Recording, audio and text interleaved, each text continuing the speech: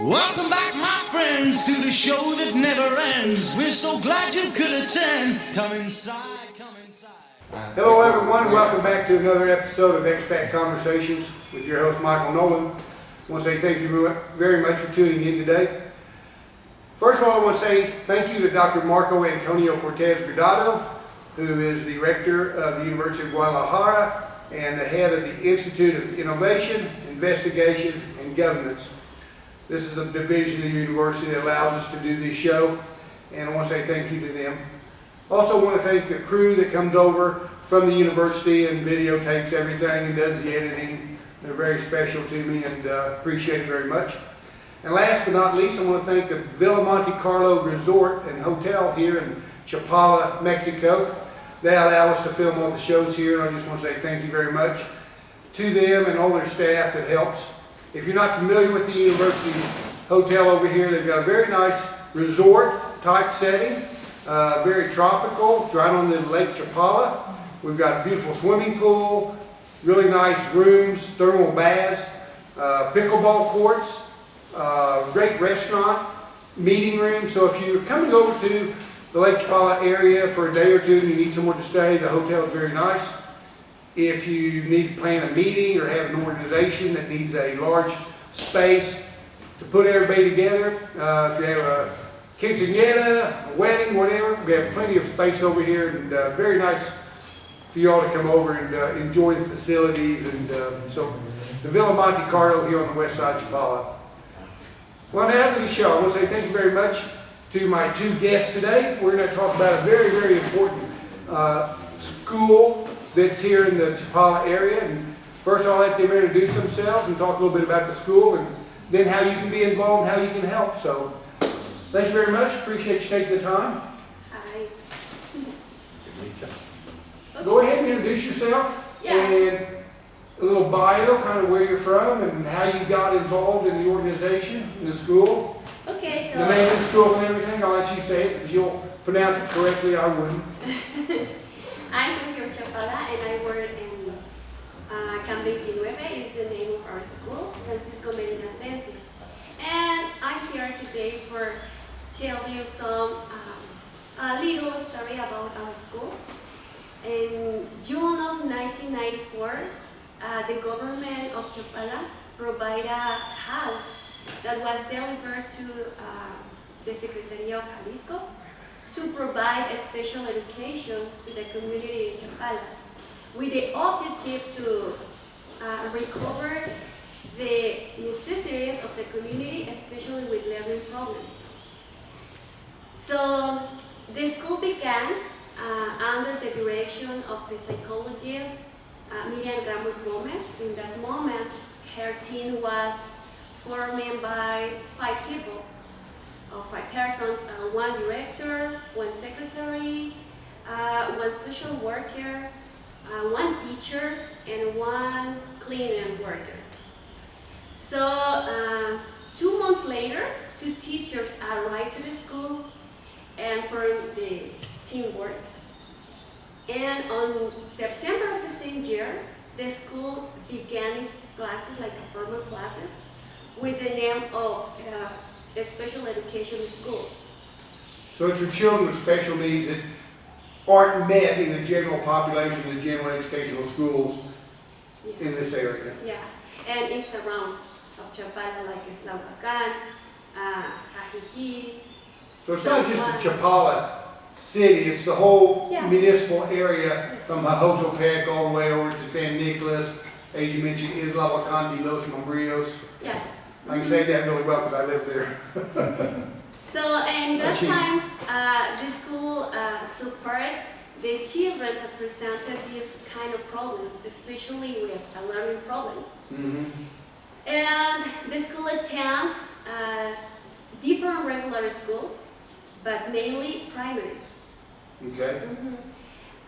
In the year of 2005, the school got a center code for the Secretary of Jalisco. Right. Yeah.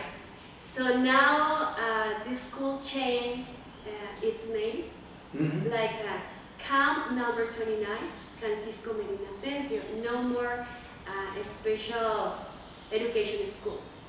Now our school get good name. And during this time, the school can attend more students now in the school because the school attend for students for preschool, primary, and secondary too. So from the ages of children, young children, all the way up to high school, basically. Yeah. And then in the time of 2023, the federal government support the school. Oh, great. Yeah, to build a fence, a perimeter fence, and a beautiful main entrance. Mm-hmm. 2 new classrooms with bathrooms too.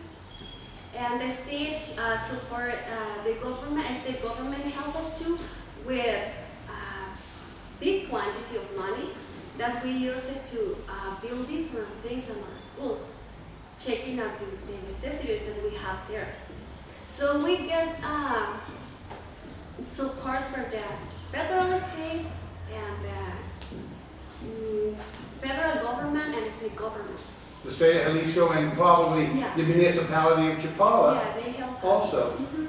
And we have the big fortune that we can get a lot support too for the foreign community, like a Legion, American Legion, and a lot of American people that help us with money donations or go and check to the school if we have some necessities in the classrooms, in the bathrooms, and they go and check and say, oh, we're gonna help you fixing the bathrooms. Mark helped us with that. 1 or 2 weeks ago, he helped us with that. Well, I've heard so many great things about the school, and about how many children you all have helped over the years, and about how the governments are finally recognizing how important you all are to the community and to the children that need special help, special education, special types of teachers. So that's one reason I wanted to have you on there, on the show, and let people know about it, because up till visiting with this young man, I didn't really know much about it. Why don't you introduce yourself real quick to the crowd, Sure. to the audience? And My name is Mark Skrivanik. Mark, tell how you got involved in everything. Yeah, I'm originally from Minnesota. I retired here a little over 3 years ago, and kind of one of the reasons I became interested in it is because one of my friends, her grandson goes to the school, so I really wanted to learn more about the school and what they did and what their needs were and that kind of thing. A lot of people have been helping the school for some time now, but I kind of wanted to help also get the word out to the community that the school exists, and although the government does help them with a lot of things, it doesn't cover everything. No, I mean, there's always other needs that need to be met with a school. For example, at this moment we are so excited because the foreign community are helping us with a new kitchen. Oh, great. Because our scholar community is for lower resources. Our families is very yeah, it's a low-income type school that's giving them the help that they don't get in the regular school districts. And I have a good friend named Jay Sadler over the Bay of Banderas, Puerto Vallarta area, and that's what he's done for the last 15 years. His foundation has helped build new schools, built kitchens, playgrounds, things like that the schools need, that the federal government or the state government doesn't seem to think important. And so many of these kids at the different schools over there, and like yours, all the parents have to come and bring the food and provide all the things that the children need, the supplies, the pencils, the pencils, all that stuff. But the food's important. Yeah. And there was nothing there, and so they're building kitchens. A lot of the mothers will come up of the children and cook the food. They don't have professional chefs, or they don't have a cook. So the mothers chip in 1 or 2 a week, and they cook the kids a hot meal. And so that sounds what you're getting to do, and that's fabulous. And the restrooms, the sanitation part is very, very important. I walked into some of these schools and I just said, geez, it reminds me of my time in Vietnam. I mean, it's just out in the nowhere. But they're getting built by organizations. And that's where people like Mark and all of us can chip in.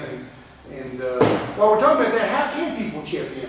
Well, Who do you contact? yeah, and there have been a lot of people that are just recently wanting to get involved, and I know that the Legion is having events coming up there, specifically The American Legion. the American Legion here in Chapala is getting Great involved. organization. The Sons of the American Legion, for example, is having a fundraiser for Valentine's Day next week on Friday the 15th. The 28th, I believe, is the Mardi Gras.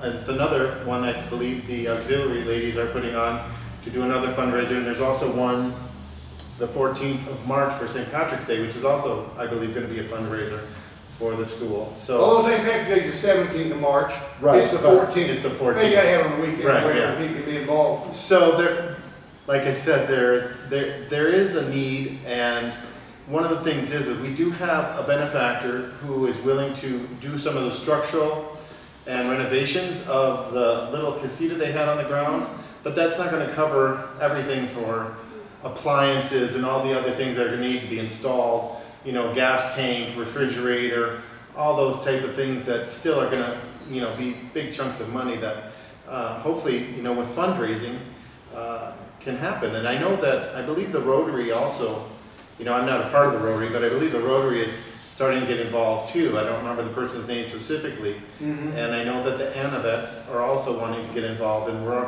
hoping to work and coordinate together to be on the same page with getting all the things that the school will need to, you know, have a well-functioning cafeteria and kitchen in the same location, and hopefully also an outside space for the children to also sit outside in a covered area in order to have their meals there too, just to make it, you know, more pleasant. Who would they contact, and what is the address or email, so they can, if they want to call, or do you have open visits? I know there's a couple of the organizations in the Bay of Banderas I was familiar with. One's a large orphanage that started off with 4 little girls that the state of Jalisco didn't want to take care of. Now they've got over 70 girls and like 40 boys. So it's really grown, but they have open house once a month, and expats or whoever can come, tour the facility, kind of see what's going on, and then make donations. But who would they have to contact, and what's the contact information? Is it on the internet? Or? Well, I think right now they're just starting to form, you know, and organize better with how to donate, you know. Okay. Right now, We doesn't have a web page like a Facebook, Okay. but the last week we tried to make one page because we think that it's very interesting that the people know the things that we do at the school. Like 2 months ago, carpentry school that is in Riberas Mm-hmm. helped us, farmers help us repair the old chairs for new chairs. And all the material was free for the school. And they tell us that maybe it's possible that they go to the school and give carpentry classes That's to the right. students. And that's very exciting too. So, and English classes for the mothers too. Have you been involved with Will Hammer? Have Hammer Will Travel? Do you know that's a charity over here that donates? They're carpenters, a bunch of guys like you and me that Right. do carpenter works. they're They- the ones that help. They're the ones helping you. They're the ones that They're the refurbish some of the chairs with the new wood. Well, they're wooden great. chair. They're great guys over Yeah. there. Well, the American Legion Rotary Club, if you want to get involved, and if you're a programmer or someone that knows how to do websites, maybe you want to get involved with the school and develop a website for them. Because there's a lot of really, really smart people down here that could help a That would be Facebook page or something like that. Because I don't know anything about that That stuff. would be but nice. somebody in my listening audience does. If you want to donate some time, a little material or whatever, they can develop a web page for you all. And maybe some of the University of Guadalajara students that are, you know, young, that know a lot about computers and this stuff that I don't have any idea, can help you. So maybe we can work through the Yeah, university. and the directora at the school, you know, she's the one that really makes the decisions at the school. So if there's any specific questions, they probably want to also. That's Lupita? Lupita, correct. Okay. So they probably want to also go through her if they have specific questions about need for the school. Was there a phone number that someone can call Yeah. that you could talk to? Like I called you by the info on your home phone, your cell phone. I got the number from him, I think, or maybe through Facebook.